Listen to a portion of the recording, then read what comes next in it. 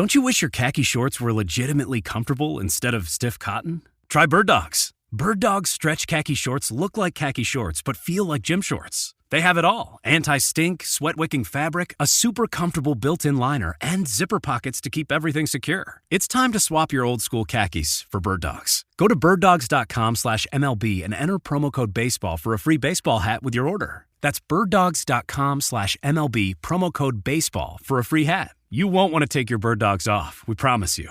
Imagine you're looking at a balancing scale with everything you do for other people on one side and everything you do for yourself on the other side. If it isn't balanced, maybe it's time to spend a little more time on you. And therapy is a great place to start. BetterHelp connects you with a licensed therapist online who can help you find that balance and stick to it. Visit BetterHelp.com/positive to get 10% off your first month.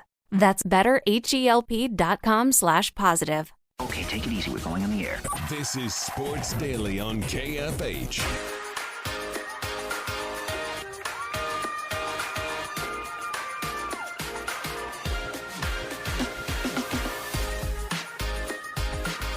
All right, welcome back, everybody. It is Sports Daily. It's Jacob Albrock, Tommy Castor here with you on KFH. You can also find us on a video stream if you check out Facebook, YouTube, or Twitter. You can leave comments on Facebook and YouTube. We get those and can take those, put them up on the screen here and talk about them. It's pretty cool if you haven't checked that out yet. Tommy, Zach Clemence is back at KU in news nobody saw coming yesterday. Clemence, a chance to return and maybe take the Mitch Lightfoot path to KU legend, right? This is interesting. I don't know about this because I think so. Here's what happened. Let's start. If you didn't see this, Bill Self was ready to talk about the draft yesterday and just sort of brought up that Zach Clemence is back. The same Zach Clemence who announced he was transferring to Santa Barbara on May 3rd, all of a sudden is going to come back and he's going to redshirt. Self says that Clemence just called him up and was like, hey, what would you think about this idea? And Self said he thought it was a great idea. Didn't see this coming, and it's an interesting turn. I think, we don't see that type of thing happen very many places, but it does happen for Kansas and Lawrence. And I think, there's a billion reasons why, but Zach Clemence got on the bad side of the fan base last year because of some of the shots he would take. This is interesting. I still think Zach Clemence has a chance to be a pretty good player. I don't know how good he's ever going to be at KU. But he'll be handy at some point. He's got skills. He's got size. I'm surprised by this, but, I suppose good for KU. He's not going to be a factor unless something tragic happens this coming season. But he could be down the road. You know what's weird about this entire thing with Zach Clemence? I've been following the conversation on Twitter ever since Bill Self announced that Zach Clemence was returning. And the fan base, I think, is pretty divided. In fact, I would almost say that, from the accounts that I follow and look at, there are a lot of KU people that are like negative on this move of Zach Clemence coming back.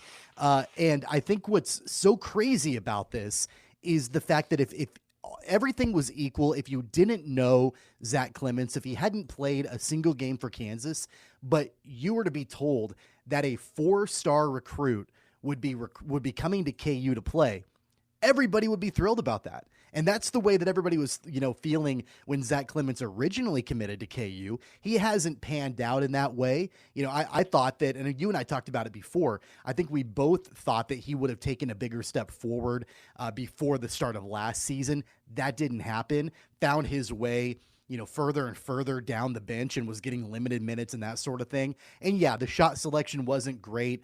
I think that, for a program that typically prides itself on developing players over time in the system, look at Jalen Wilson, for example, from the time he joined the program to now going in the NBA draft.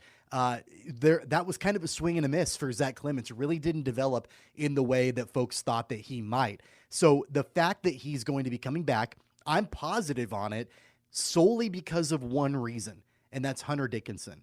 If Zach Clemence has the opportunity to redshirt and learn under Hunter Dickinson and practice against him, be kind of that scout team guy to work throughout the entire season, there could really be the potential for a big step forward, not this coming season, but the next year.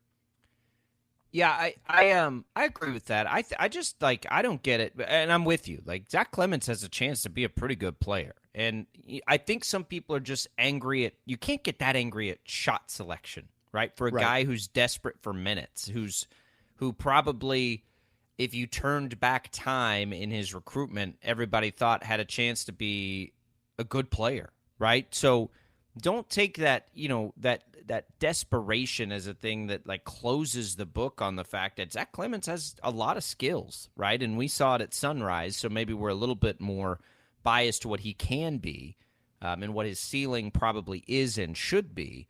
But yeah, these guys don't fall off trees. And so if he's Right. willing to come back, redshirt, get better, learn under Dickinson, maybe.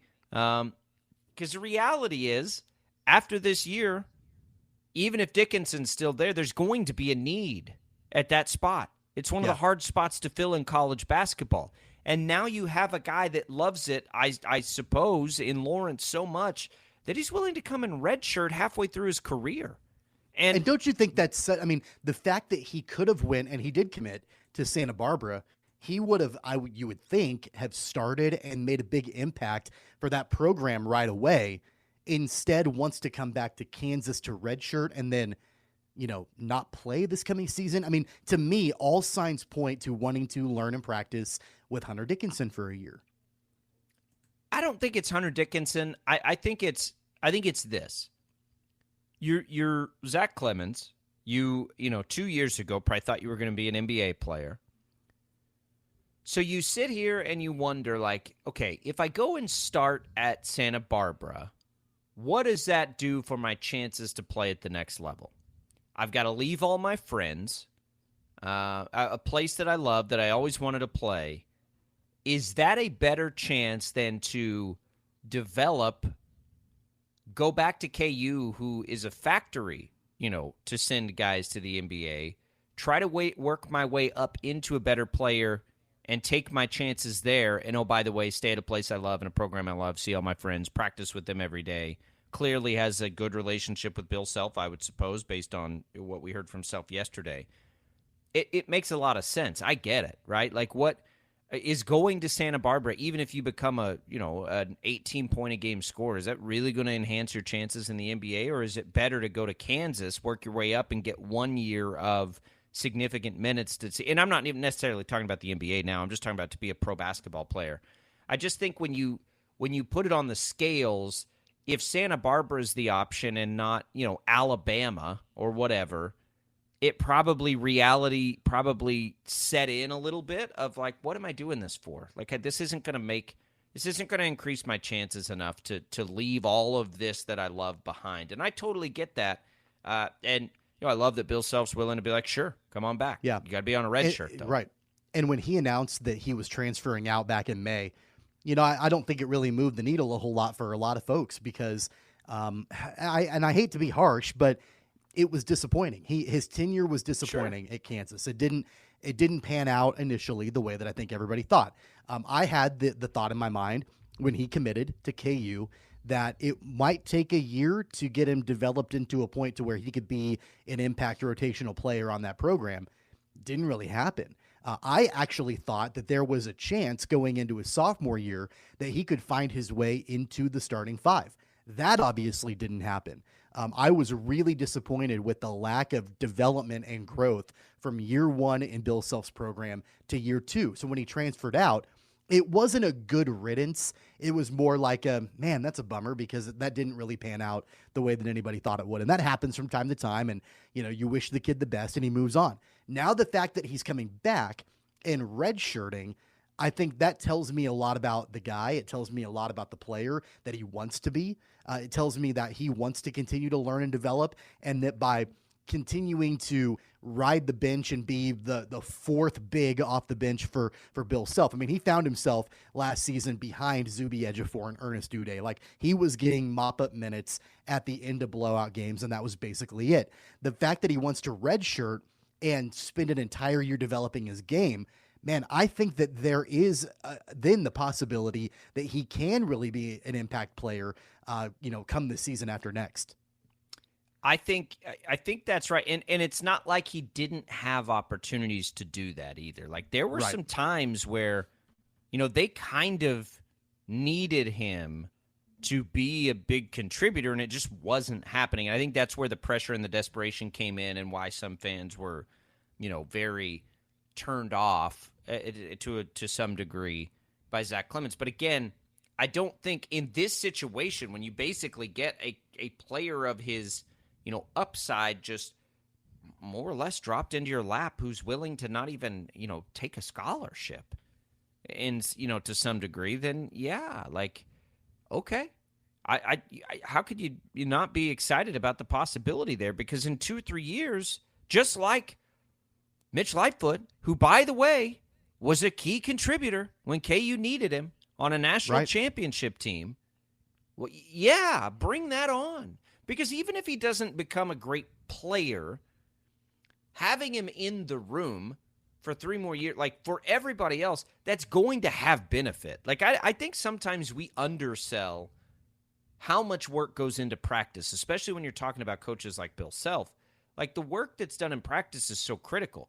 Even just to have Zach Clemence there later in his career is going to have value to Kansas. So this is a great thing to happen for Kansas. I mean, it's good. There's not much downside, even potential for downside here in this. So, yeah, Zach Clemence is back. I'm very surprised by it. I'm happy for him. I was hoping when he transferred he'd get a big opportunity at a bigger program, because I am curious about his upside. And he's a guy that played at Sunrise. So, again, we do want him to do well. So maybe it's at Kansas. What I don't know, Tommy, is does this give him back his one free transfer? I think that it does, because he didn't actually go there. So, and I don't know, I don't know that he'd be a transfer candidate at any point now, because he's not going to play this year. But if it even opens the door later on to get that better transfer, I'm not sure. But I think it probably does. I don't think this one counts as his one. I think he would get to put that back in his pocket. Yeah, I think that's important too. Considering that it's not going to be this season, but next season. And correct me if I'm wrong, he's got 3 years of eligibility left. Is that right? Or I don't know if he qualified into the COVID thing. He's played 2 years. I don't know. I don't know. He's the either got timing of 2 it. or 3 years of eligibility left. I'll be ready for that to stop so we can actually know how many years of eligibility guys have, because that's made everything so confusing for the last 3 or 4 years. I'm not sure where he fell in that and how that works. I honestly don't know. It's plenty. Yeah, I would suggest that Kansas and Bill Self will spend as much time as they possibly can during Clemence's redshirt season on getting him ready to be an impact player for this program for however long his eligibility is, whether it's 2 years or 3 years, I don't know. Because if they can get him developed during this redshirt year and he can come in and have a big impact, think of the pressure that takes off of the staff on going out and trying to find another big. And they might have to do that anyway. But, I mean, who knows what will happen? Like, will Hunter Dickinson play his second year for Kansas? We don't know that. We know he's locked in for at least 1 year.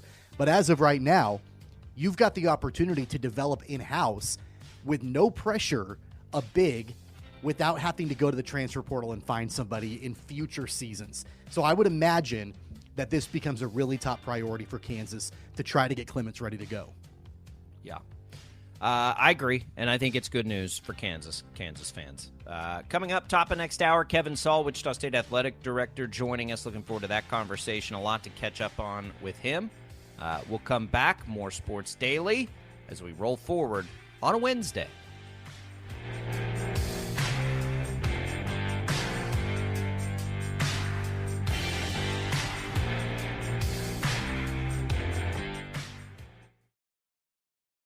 Looking for an adventure? Find yours in a Toyota. Like a Camry with stylish design and a reputation for reliability that can't be beat. Or go with a Corolla, both affordable and capable. With so many trims and features to choose from. Or check out the new Crown, presenting you with luxurious style and elegant amenities to make your day a breeze. No matter your adventure, Toyota has you covered. Visit buyatoyota.com for more. Toyota, let's go places. Why would you break into these apartments? For money, for drugs, whatever was in there. Weren't you ever afraid of getting caught at doing this? No, Who's going to catch us? We're the police. It was the early 1990s, the height of the crack era, and instead of locking up drug dealers, some New York City cops had become them.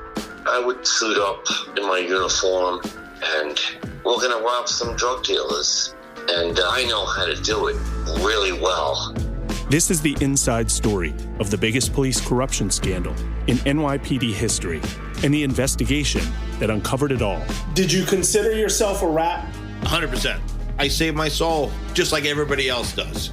Listen to and follow The Set, an Odyssey Originals documentary podcast series, available now on the Odyssey app or wherever you get your shows. I'm not a bad guy, man, but I loved being that dirty motherfucker.